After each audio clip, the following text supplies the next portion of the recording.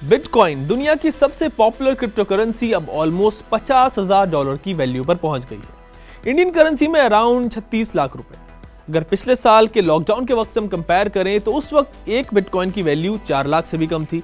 यानी सिर्फ 11 महीनों में बिटकॉइन में 800% से भी ज्यादा सर्ज देखने को मिला है।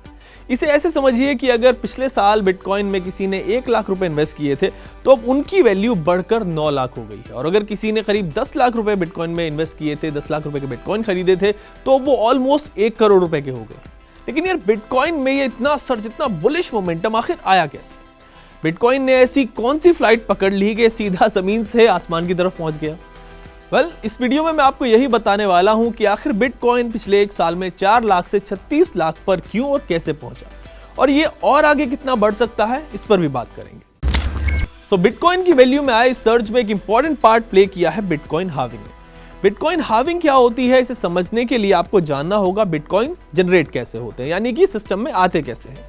एक्चुअली बिटकॉइंस में ब्लॉकचेन टेक्नोलॉजी का इस्तेमाल होता है और यहाँ पर बिटकॉइन ट्रांजैक्शन का रिकॉर्ड होता है। ब्लॉकचेन के अंदर हर बिटकॉइन ट्रांजैक्शन का रिकॉर्ड होता है। वैसे ब्लॉकचेन और बिटकॉइन माइनिंग पर मैंने एक अलग से डिटेल्ड वीडियो बनाया, आप उसे देखिए, वहां पर पूरा डिटेल में आपके समझ आएगा। पर हाल्विंग को समझाने के लिए मैं इन नटशेल आपको ये ब्लॉकचेन और माइनिंग क्या होती है ये समझा रहा हूं। तो ब्लॉकचेन को मेंटेन करना काफी कॉम्प्लिकेटेड होता है, बिटकॉइन के एड्रेस को मेंटेन करना, और जो लोग इसको मेंटेन करते हैं, ब्लॉकचेन को मेंटेन करते हैं, उनको बिटकॉइन माइनर्स कहा जाता है।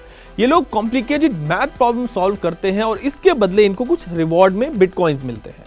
ये वो बिटकॉइंस होते हैं जो नए होते हैं और सिस्टम में पहली बार जनरेट हुए होते हैं। नए बिटकॉइंस सिस्टम में आने का सिर्फ यही एक रास्ता है, सिर्फ यही एक तरीका है। बिटकॉइंस अगर नए आएंगे तो सिर्फ माइनिंग के जरिए आएंगे। अब कुछ ऐसा होता है कि 4 साल के बाद बिटकॉइन माइनर्स को मिल रहा ये रिवॉर्ड, यानी कि जो बिटकॉइंस रिवॉर्ड में मिल रहे हैं वो आधे हो जाते हैं, यानी कि हाफ हो जाते हैं। इसको हाल्विंग कहते हैं। 2009 में जब बिटकॉइन आया था तब माइनर्स हर 10 मिनट में 50 बिटकॉइन जनरेट कर रहे थे। 2012 में रिवॉर्ड 50 से घटकर 25 हो गया। ऐसे ही 2016 में हाल्विंग के वक्त 10 मिनट में 12.5 बिटकॉइन मिंट हो रहे थे, और पिछले साल मई में ये रिवॉर्ड फिर से आधा हो गया और अब बिटकॉइन माइनर्स अपने काम के बदले हर 10 मिनट में सिर्फ 6.25 बिटकॉइन ही जनरेट कर पा रहे हैं। तो पहले ज्यादा बिटकॉइन जनरेट हो रहे थे और धीरे धीरे जो है वो कम जनरेट हो रहे हैं, उनकी जो तादाद है वो कम हो रही है बिटकॉइंस की। अब यहाँ पर आती है सप्लाई, डिमांड और प्राइस रिलेशनशिप। जब सप्लाई हाफ हो जाती है किसी चीज की और डिमांड उतनी ही रहती है या फिर बढ़ जाती है तो प्राइसेस बढ़ जाते हैं। बिटकॉइंस की अगर आप हिस्ट्री भी देखेंगे तो हर हाल्विंग के बाद यही हुआ है, if not immediately but over time bitcoin के प्राइसेस बढ़े हैं जब भी हाल्विंग हुई है। जब नवंबर 2012 में पहली हाल्विंग हुई थी तब बिटकॉइन की वैल्यू एक साल के अंदर $12 से $1150 हो गई। दूसरी हाल्विंग जुलाई 2016 में हुई थी और तब सिर्फ 1.5 साल के अंदर बिटकॉइन $650 से $20,000 तक जा पहुंचा था। और तीसरी हाल्विंग हुई 11 मई 2020 यानी कि पिछले साल, जब बिटकॉइन की वैल्यू अराउंड $9,000 थी और अब जो है वो $50,000 के करीब हो गई है। पिछले साल हुई बिटकॉइन की हाल्विंग ने भी बिटकॉइन की वैल्यू में इस सर्ज में एक बड़ा रोल प्ले किया है। इन टोटल सिर्फ 2 करोड़ 10 लाख बिटकॉइन इस सिस्टम में पूरी तरह जनरेट हो पाएंगे, दैट्स डिफाइंड, और अभी तक उनमें से 1 करोड़ 80 लाख बिटकॉइन जनरेट हो चुके हैं, यानी कि 2040 तक सिर्फ 30 लाख बिटकॉइन और जनरेट हो पाएंगे। तो जब कोई चीज लिमिटेड हो, उसकी डिमांड बढ़ जाए तो प्राइसेस ज्यादातर जो होता है वो सर्ज ही करता है, और वही यहाँ पर बिटकॉइन के साथ भी हो रहा है। बिटकॉइन की वैल्यू में आए सर्ज की दूसरी वजह है बिटकॉइंस एक्सेप्टेंस। पिछले 1.5 साल में इंटरनेशनल मार्केट में बिटकॉइन की एक्सेप्टेंस बढ़ गई है।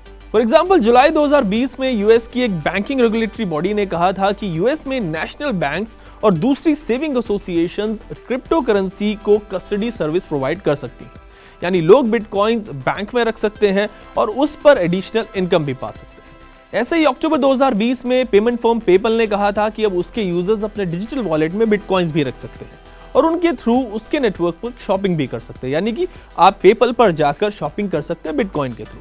इसके अलावा यूएस फर्म मास्टर कार्ड, जिसके आप डेबिट और क्रेडिट कार्ड भी यूज करते हैं, आप लोग भी यूज करते हैं, उसने कहा है कि अब उसके प्लेटफॉर्म पर जो मर्चेंट्स हैं वो क्रिप्टो करेंसी में पेमेंट एक्सेप्ट कर पाएंगे। 2020 में ही ये जो फीचर है मास्टर कार्ड वो लेकर आ जाएगा। सिमिलरली यूएस की एक बड़ी investment banking firm BNY Mellon ने भी एक नया सेटअप शुरू करने की बात कही है, जिसके जरिए उसके क्लाइंट्स और कस्टमर्स क्रिप्टो करेंसीज और दूसरे डिजिटल एसेट्स में ट्रेड कर सकेंगे। जैसे जैसे बिटकॉइन एक्सेप्टेंस और एडॉप्शन बढ़ती जा रही है, लोग बिटकॉइंस में ट्रेड कर रहे हैं और इसी वजह से इसके प्राइसेस जो है वो काफी बढ़ रहे हैं। बिटकॉइन जो जमीन से आसमान पर पहुंच गया है, उसकी तीसरी वजह है बिटकॉइन इन्वेस्टमेंट। यानी कि आजकल बिटकॉइंस में बड़ी फर्म इन्वेस्ट भी कर रही है। पिछले साल अगस्त में यूएस की एक बड़ी सॉफ्टवेयर फर्म माइक्रोस्ट्रेटजी ने बिटकॉइंस में करीब 18 अरब रुपए इन्वेस्ट किए थे और 21,454 बिटकॉइंस खरीदे थे। इससे भी बिटकॉइंस और दूसरी क्रिप्टोस पर लोगों का जो भरोसा था वो बढ़ गया था। इसके बाद यूएस की एक पेमेंट फर्म स्क्वायर ने भी बिटकॉइन में 3.5 अरब रुपए इन्वेस्ट किए थे और करीब 4700 बिटकॉइंस खरीदे थे। और इसी महीने फरवरी में एलन मस्क की कंपनी टेस्ला ने 11,000 करोड़ रुपए बिटकॉइंस में इन्वेस्ट किए, जिसके बाद सिर्फ 24 घंटे के अंदर अंदर बिटकॉइन की वैल्यू 20% से भी ज्यादा बढ़ गई। बिटकॉइंस $39,000 से सीधा $47,000 पर चला गया। So that's what's happening with bitcoin these days. So majorly bitcoin halving, investment, acceptance और अडॉप्शन की वजह से बिटकॉइन की जो वैल्यू है वो लगातार बढ़ रही है। लेकिन फिर भी मैं आपसे ये कहूंगा कि बिटकॉइन जो है वो एक हाई रिस्क एसेट है और इसके प्राइसेस जो है वो बहुत ज्यादा फ्लक्चुएट होते रहते हैं, आप देखते ही आ रहे हैं। आगे बिटकॉइन कितना और सर्च करेगा या फिर इसमें एक डाउन ट्रेंड भी जा सकता है, इस पर अभी कुछ नहीं कहा जा सकता। वैसे इंडिया की अगर मैं बात करूं तो सरकार क्रिप्टो करेंसी पर एक नया बिल लेकर तैयार है, जिसके लॉ बन जाने के बाद बिटकॉइन और दूसरी क्रिप्टो करेंसी देश में बैन हो सकती है। इस बिल पर भी मैंने एक डिटेल्ड वीडियो बनाया है, आप उसको देखिए, उसमें आपको इसकी सारी इन्फॉर्मेशन मिल जाएगी। आज के लिए इस टेक टॉक वीडियो में इतना ही। ऐसी ही और दूसरी इंटरेस्टिंग टेक वीडियोस के लिए आप देखते रहें टेक टॉक।